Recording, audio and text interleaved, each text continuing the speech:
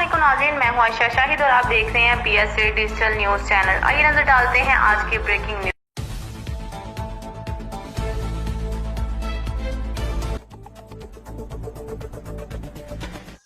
नाजरीन, आपको breaking news से आगाह कर रहे हैं कि पत्तोकी में असिस्टेंट कमिश्नर ओसामा ने पुलिस के हमरा दुकानदारों पर SOPs की खिलाफ वर्जियों पर मुख्तलिफ मेडिकल स्टोर, करियाना स्टोर्स और अवामी मकामात पर छापे मारे हैं और SOPs की खिलाफ वर्जियों पर उन्होंने दुकानदारों को जुर्माने किए हैं। मुतअद्दिद दुकानदारों को गिरफ़्तार भी कर लिया है।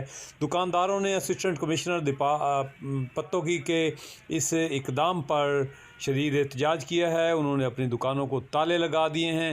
आइए आपको दिखाते हैं कि पत्तोकी में इस वक्त क्या मनाज़र चल रहे हैं।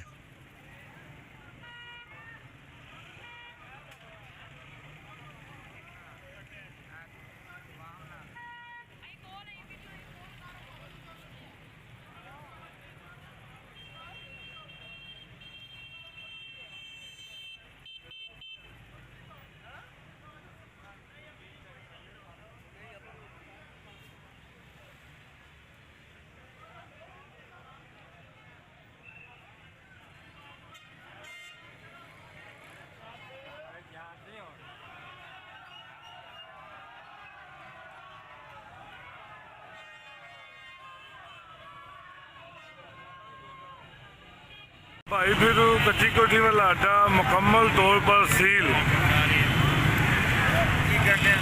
आफत street, Paradise, Tayyab store, Akhtar juice